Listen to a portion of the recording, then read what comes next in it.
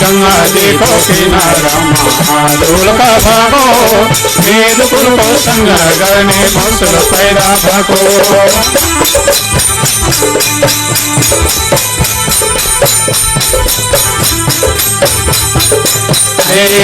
गंगा जी को किनारा महादूल का भागो, वेद कुल को संग्रह करने मुसल पैदा भागो। गंगा जी को किनारा महादूल का भागो, वेद कुल को संग्रह करने मुसल पैदा भागो। हरे वेद कुल को संग्रह करने मुसल पैदा भागो। हरे वेद कुल को संग्रह करने मुसल पैदा भागो। महाराज परीक्षित का हजुरमा सुखदेव स्वामीले श्रीमद् भागवत को महत्वपूर्ण कथा को वर्णन बताउनुभयो। अनि बाँकी अंश यदुकुलको संहार गर्न मुसलको पैदा भयो। हस्त महाराज परीक्षित भनिकन